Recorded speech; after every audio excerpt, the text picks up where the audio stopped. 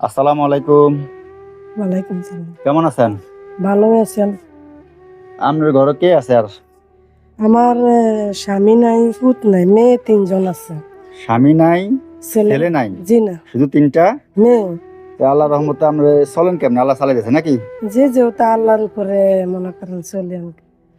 আচ্ছা, মেয়ে তো ২টা প্রতিবন্ধী আর একজন ভালো, মেজোজন। বড়জন প্রতিবন্ধী, ছোটজন আচ্ছা যাক, ওই যে হ্যাঁ এখন তাহলে সরকারে কি দেয়? এখন করে কি দেয়? আসেনি কাটমার এখন গো?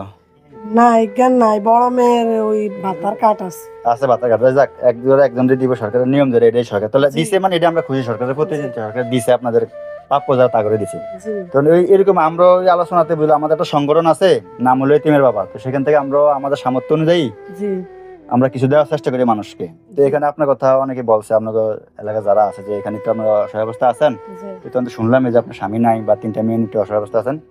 তো এখন আপাতত আমরা আমাদের সামর্থ্য অনুযায়ী আপনার জন্য একটা কাপড়, একটা হিজাব আনছি। জি ভবিষ্যতে যদি আল্লাহ আমাকে তৌফিক দান করে আমরা চেষ্টা করবো, আচ্ছা। ঠিক আছে নি? জি আর আপনার যদি এই দেশে এলাকার অনেকে বড় লোক আছে বা পৃথিবীতে অনেক বড় লোক আছে, বাংলাদেশে অনেক বড় লোক আছে, তাদের প্রতি যদি কোনো আশা ভরসা থাকে একটু বলেন কি আশা করেন যারা টাকাওয়ালা আছে লোক? জি আমি তো সবাইরে চিনি না, মনে করেন জানি না।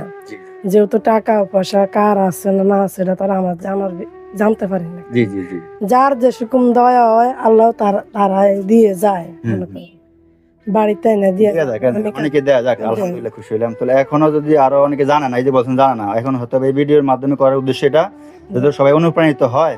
জি আর আপনাকে একটু জানলো যে আপনি অসহায় অবস্থা আছেন। আপনার গ্রামে অনেকে আছে বড় লোক, হয়তো জানেন আপনার অবস্থা খারাপ, ঠিক আছে? তো তারা এখন জানবো, এই ভিডিওর মাধ্যমে জানবো, জানার পরে আপনাকে সাহায্য সহযোগিতার হাত বাড়াবো। এছাড়াও দূর থেকে প্রবাসী অনেক বাইরে আছে কষ্ট করে, তারাও অনেক সাহায্য সহযোগিতা করে যারা অসহায় অবস্থা আছে। জি ওই প্রবাসী ভাইদের জন্য দোয়া করবেন যে তো তারাও আপনার ভিডিওটা দেখার পরে যে আপনাকে একটু সাহায্য সহযোগিতা করার চেষ্টা করে, ঠিক আছে? জি তো এরকম যদি কেউ প্রবাসীর চেষ্টা করে তখন হয়তোবা আমার ফোন করবো যে কাউসার ভাই আপনি একটু যোগাযোগ করেন, এই মহিলাটা তো শুনলাম জি 3টা মেয়ে, স্বামী নাই, একবার একজনের যে প্রতিবন্ধীও আছে। জি দুইটাই। তো যদি আপনাদেরকে এই সাহায্য সহযোগিতা করতে চায় আমি আবার আপনাদের কাছে আসবো, ঠিক আছে? সময় করে বা যখন কেউ দিতে চায় জি আপনার কাছে আসবো, আপনি বলবেন যে আপনি কিভাবে পাইতে পারেন, আপনি বিকাশ নাম্বার আপনি দিবেন, বা ওনারা যদি আপনার সাথে কথা বলতে চায় ইমুতে বা হোয়াটসঅ্যাপে যেভাবে পারে জি আপনি তো ওনাদের সাথে কথা বলবেন। এই যে প্রবাসী যারা আছে, বিশেষ করে প্রবাসীরা অনেক সাপোর্ট করে এই দেশের অসহায় মানুষদেরকে, ঠিক আছে নি?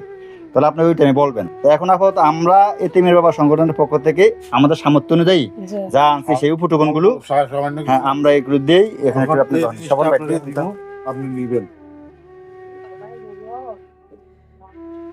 হুম, এই প্রথম একটা কাপড় আমি দিলাম বিসমিল্লাহ কইয়া, বুঝছেন?